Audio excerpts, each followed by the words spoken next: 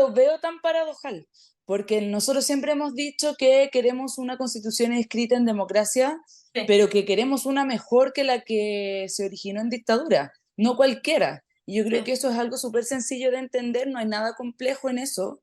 Me parece que no es contradictorio, de hecho, creo que habla de que la constitución del 80 no es para nosotros un fetiche, digamos, sino que es una constitución que es una mala constitución, pero también sabemos reconocer cuando hay una peor, y esta es una peor. Y Ujú. yo creo que si estamos diciendo que es peor es porque es realmente mala. Ujú. Sí, bueno, partamos desde ahí. Te mencionaba yo poder hablar primero en el ámbito desde las sensaciones, con qué sensación ustedes concluyen este proceso, como, tanto desde los comisionados como de los consejeros, a nivel de oficialismo, a nivel del progresismo en general. Yo creo que es una sensación, estamos en un momento en que nos sentimos bien decepcionados. Ya hace tiempo que se venía arrastrando esta sensación en todas las etapas del proceso, digamos, hubo esta sensación de que fuimos excluidos. Vimos que los resultados ya más tangibles, ¿verdad? Es evidente que así fue. Solo 5 de nuestras enmiendas fueron aprobadas. La mayoría, gran mayoría de las votaciones sobre temas distintos al anteproyecto se llevaron a cabo sin nosotros, se aprobaron temas sin nosotros. Entonces, evidentemente que está esa decepción, esa frustración, eh, pero también obviamente que tenemos que pensar en qué es lo mejor para el país y yo creo que por ahí surge la motivación para seguir trabajando. Ahora, ustedes han dicho claramente que este es un texto regresivo, peor que la Constitución actual. Hagamos un poquito brevemente en términos de pedagogía constitucional para que la audiencia pueda entender cuáles son los argumentos sobre los cuales ustedes sostienen esta afirmación, porque este texto es peor. Si pudiésemos nombrar algunas de las prioridades que ustedes tienen como grandes temas, ¿no? Es que, a ver, yo diría que acá hay que dividir dos razones por las cuales este proyecto es un mal proyecto. El primero es que en algunos aspectos, en varios aspectos, es peor que la Constitución del 80. Primero, porque establece la posibilidad de que hayan retrocesos en los derechos de las mujeres. En el ámbito del aborto en 3 causales, eso es claro, lo hemos explicado en muchos lugares y quizá no me detengo tanto ahí.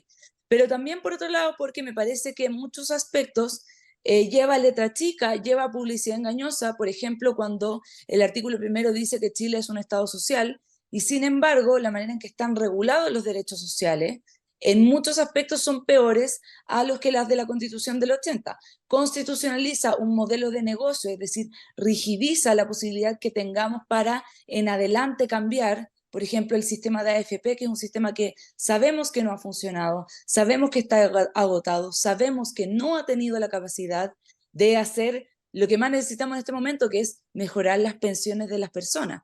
Entonces, así con otras cuestiones también como en educación, en que se rigidiza un modelo que ha tendido a la segregación social. Y yo diría, por otra parte, además de los retrocesos respecto a la Constitución del 80, que también hay que mencionar que hay otros ámbitos en que uno hubiera esperado que fuéramos recogiendo cuestiones que son demandas ciudadanas, que ya son consensos y que no se recogen. Por ejemplo, lo que dice relación con la participación igualitaria de hombres y mujeres en política. Eso es algo que no quedó garantizado como disposición permanente, sino solamente como una disposición transitoria en un par de elecciones más. A mí me parece que eso es desconocer los avances que hemos tenido y los consensos que hemos tenido a nivel de la ciudadanía. Ujú. Ahora, en términos de todo lo que implica esta materialización del Estado social y democrático de derecho, como fue una de las bases más importantes en las cuales se fundó este nuevo proceso, la derecha en general ha sostenido de que eso de que se va a constitucionalizar el sistema de ISAPRE y el sistema de AFP es falso. ¿Qué choca en redacción ahí para interpretar correctamente cómo quedó estipulado el Estado social en términos de derechos sociales como salud, previsión social, etcétera? Es que, ¿sabes lo que pasa? Yo creo que ahí ellos pueden decir muchas cosas, pero si hubieran realmente querido hacer un esfuerzo porque no quedara constitucionalizados esos modelos de negocio, entonces hubieran cambiado las redacciones. Y las redacciones no las cambiaron, insistieron en las mismas redacciones, y esas redacciones son las que finalmente nos llevan a decir que, claro, no dice se constitucionaliza el modelo de ISAPRES o se constitucionaliza el modelo de AFP, pero hay una serie de elementos en las distintas disposiciones que dan cuenta de aquello y que en el fondo nos hace pensar que es muy probable que no haya posibilidad para abrir el diálogo en torno a esas cuestiones que se rigidizan.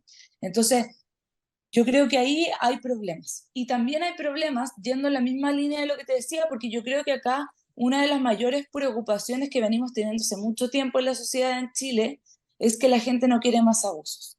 Yo creo que esa es una línea y algo en lo que todos y todas estamos de acuerdo. Sin embargo, yo creo que hay repartidas a lo largo de la Constitución, no solamente en materia de derechos sociales, sino, por ejemplo, en materia tributaria, unas disposiciones que al final del día le van a mejorar la vida, van a empoderar, van a dar más cancha para los abusos respecto de las grandes empresas. Y en cambio, respecto de las personas, respecto de los ciudadanos, no hay suficientes herramientas. Entonces, ahí me parece a mí que hay un problema porque hay, digamos, yo diría, tres elementos fundamentales de esta nueva Constitución. Por una parte, desempodera a la ciudadanía. Por otra parte, limita el poder del Estado y las posibilidades que tiene el Estado de protegernos a las personas, de regular a los privados, etcétera. Y en un tercer lugar, empodera y le da más poder a las grandes empresas y a las personas que son las más poderosas, que decimos nosotros son los mismos de siempre. Ujú. En entrevista en otro programa del Mostrador, la consejera Pilar Cuevas apeló a la ineficacia legislativa para argumentar que temas como el de las contribuciones estén en la Constitución.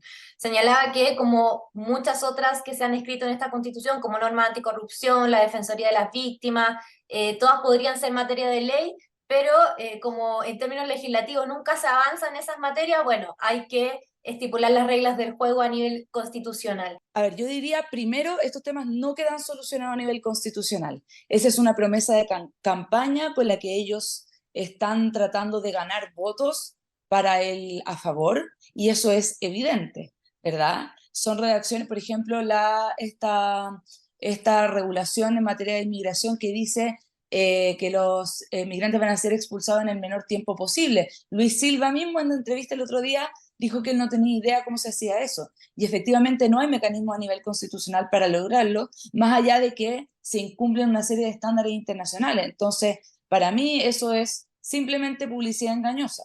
Lo mismo pasa con el tema contribuciones y cómo afectan a el Fondo Común Municipal y a los municipios. Ellos dicen haber preveído una solución, pero la verdad es que ahí no hay solución, sino simplemente hay chutear la pelota para adelante, como digo yo, ¿verdad? En el fondo, decir, no, bueno, esto habrá que solucionarlo, pero ahí se verá. Entonces me parece que, primero, cuando se incorporan tantos temas que son legislativos e incluso reglamentarios en la Constitución, lo que se está haciendo es una Constitución que es cortoplacista, que no tiene mirada de futuro. Y yo creo que lo que necesitamos, si es que queremos estabilidad realmente, es una Constitución con mirada de futuro, una Constitución, por lo tanto, habilitante, porque estas constituciones en que todos los detalles digamos, como si fuera un programa de gobierno, están en la Constitución, son constituciones que están destinadas a tener un corto tiempo de vigencia. El tiempo avanza vertiginosamente cada vez más en la época en la que vivimos. Por lo tanto, necesitamos una constitución que nos dé cierta flexibilidad. Pero por otra parte, cuando se incorporan estas cuestiones, como te decía antes, en el tema migración, en el tema contribuciones, vemos que finalmente se está incorporando algo